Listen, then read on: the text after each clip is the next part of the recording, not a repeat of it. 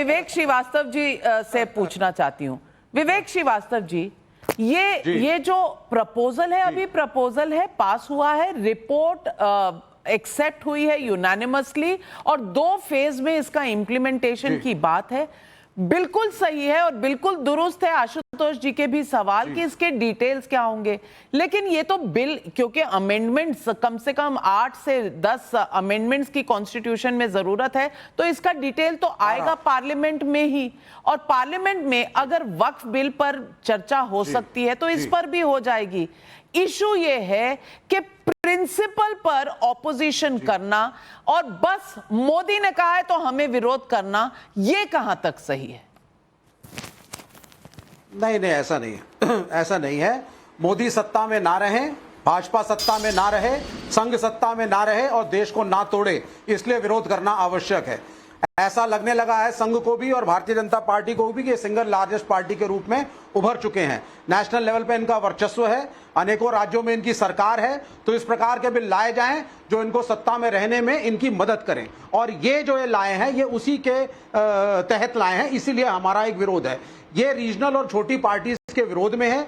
62 पार्टियों को अप्रोच किया गया था, अपना वक्तव्य बताएं आप इस ड्राफ्ट के साथ हैं या नहीं। 47 ने ही इसका रिस्पॉन्स दिया, जिसमें से मात्र 30 ने, उसमें कुछ इनके एलाइज हैं, एग्री किया। यानी कि 32 अभी भी ऐसी पार्टियां हैं जिन्होंने शुरू में ही बिना कुछ देखे इसकी अनदेखी करी है। हमारा यह मानना है कि 1967 तक लोकेश जिंदल ठीक कह रहे थे, वर्चस्व कांग्रेस पार्टी का था, विरोधाभास नहीं था, रीजनल पार्टीज उभर के नहीं आई थी, ऑपोजिशन की अन्य पार्टीज बढ़कर के नहीं आई थी, बीजेपी भी आपकी नहीं बनी थी, कंडीशन अलग थी। आज का जो अगर आप राजनीतिक समीकरण को देखेंगे, छोटी बड़ी पार्टियों को देखेंगे, तो इस तरह के मूव सही नहीं है। दूसरी बात, इसके अंदर 12 कॉन्स्टिट्यूशनल अमेंडमेंट्स जो बैठ करके निकाले हैं, कश्यप साहब ने, बड़े कॉन्स्टिट्यूशनल एक्सपर्ट हैं, कई अखबार में उन्होंने लिखा है, मैंने पढ़ा था, 12 कॉन्स्टिट्यूशनल अमेंडमेंट्स कम से कम इसमें चाहिए। अभी जो फिक्स टर्म आपने रखा हुआ है असेंबली का, वो भी आपको तोड़ना पड़ेगा। 100 दिन के बाद, जैसा हमने डिस्कस किया था कि लोकसभा असेंबली आप एक साथ कर सकते हैं, लेकिन पंचायत के, म्युनिसिपैलिटी के लिए उसके बाद 100 दिन फिर आपको देने पड़ेंगे। और लोकेश ने यह भी सही कहा था कि recyclability of the EVMs, of the resources, of the officers of election commission, जो पहले हो जाता था, वो अब आप कैसे करेंगे? इसका मतलब आपको संख्या बल बढ़ाना पड़ेगा, इसका मतलब आपको खर्चा बढ़ाना पड़ेगा। तो ये अभी मोदी साहब लेकर के आए हैं अभी कैबिनेट के थ्रू। कीजिएगा, फैक्ट चेक कर रही हूँ, लाइट डिटेक्टर टेस्ट के घेरे में आ गए हैं विवेक श्रीवास्तव जी। विवेक श्रीवास्तव जी, आपने कहा 62 पार्टीज, मैं ये मिंट अखबार की रिपोर्ट पढ़ रही हूं यहां, जिसमें कहा कि आपकी बात सही है, 62 लोगों से जवाब मांगे गए थे, 47 पॉलिटिकल पार्टीज ने फीडबैक दिया, 32 ने सपोर्ट किया, 15 ने उसको रिफ्यूज किया। आपने कहा 30, यहां 32 है, 32 आउट ऑफ 62 मेजॉरिटी है।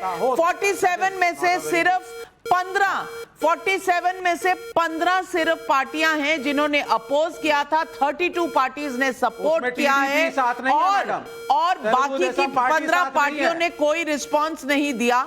तो आधे से ज्यादा लोगों ने, और ये शो जो है ये फैक्ट्स पर चलता है, इसीलिए मैं लाइट डिटेक्टर टेस्ट के घेरे में आपको प्रूव कर रही हूं कि आप फॉल्स बोल रहे हैं। 32 पार्टियों ने सपोर्ट दे दिया है और ये हाफ वे मार्क से ज्यादा है। अगर ये हाफ वे मार्क से ज्यादा है तो सिद्धार्थ यादव जी, इसका मतलब कहीं ना कहीं पार्लियामेंट में इसकी एक्सेप्टेंस है। बिल्कुल, एब्सोल्युटली रविका जी, हमारा देश लोकतंत्र और संविधान से चलता है। लोकतंत्र में कंसल्टेशन में जिस तरफ ज्यादा मत होगा या 80 साल तक चर्चा के बाद जो बेटर देश के लिए लगेगा उसको फॉलो किया जाता है। मात्र पॉलिटिकल पार्टीज का तो आपने लाइट डिटेक्टर टेस्ट करके अच्छा हुआ इनको पकड़ लिया।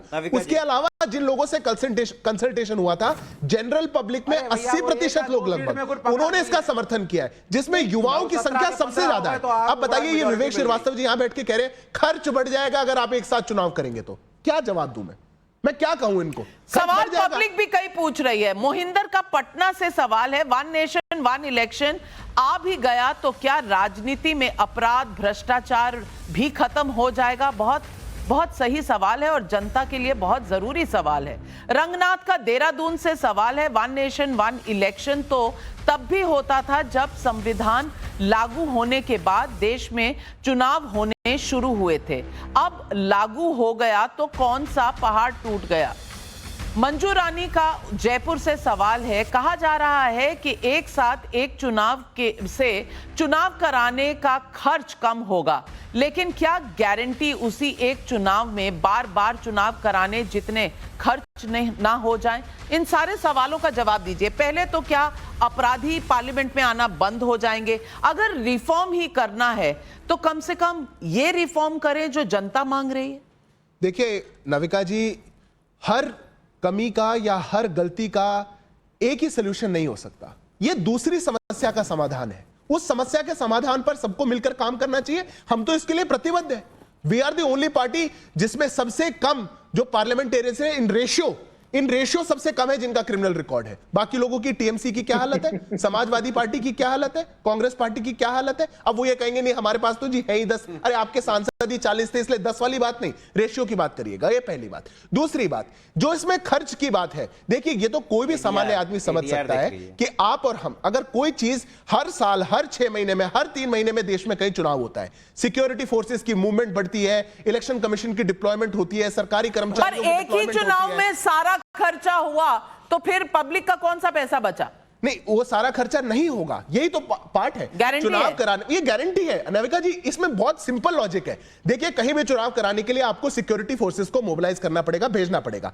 जिन स्टेट्स में 7 चुनाव होता है लोकसभा के, 5 में तो होता है, आप उनका रेशियो उठा के देख लीजिए। उनका 5 साल में इलेक्शन पर क्या खर्च है और जहां पे अलग अलग होता है उनका क्या खर्च है। आपको वहीं से खर्चा पता चल जाएगा। आशुतोष वर्मा जी, मैं अब इस पैनल पे सिर्फ वोटिंग लेना चाहती हूं। आशुतोष वर्मा जी, आप चर्चा होगी और चर्चा मांग रहे हैं, वो जायज है, लेकिन बिना सुने बिना देखे क्या आप अपोज करेंगे या सपोर्ट करेंगे इस सुझाव को? यस और नो? नविका जी देखिए, वन नेशन वन इलेक्शन कहने में अच्छा है, लेकिन प्रैक्टिकलिटी कितनी होगी और किस तरीके से इस देश के संघवाद को संभाल के रखेगा, ये बहुत जरूरी चीज है। तो ये यस और नो वाली चीजें नहीं है कि और जाओ। इससे बात होगी और बात होनी चाहिए, और मुझे लगता है कि अगर देश के भविष्य की बात है तो इस पे सार्थक चर्चा होनी चाहिए। मैं सुन रहा था भारतीय जनता पार्टी वाले भी गारंटी फिर बोलने लगे हैं। अभी गारंटी का जवाब 2024 में मिला है और फिर मोदी की गारंटी, तीसरी बार सरकार 2 करोड़ रुपए प्रति वर्ष एम्प्लॉयमेंट की गारंटी। तो वो देख रहे हैं, तीसरी बार सरकार है, वो पता है, हिस्टोरिक है, पता है गारंटी। तो गारंटी शब्द मत बोला कीजिए, अब लोग हंसने लगते हैं। धन्यवाद। चलिए अब किसकी गारंटी चलेगी, किसकी सरकार? ग्राफ नीचे हल्का सा नीचे होना और ग्राफ हल्का सा ऊपर जाना, क्या ये गारंटी करता है कि ये तो बिल्कुल खत्म हो गया और ये बिल्कुल ऊपर चढ़ गया? शायद नहीं, लेकिन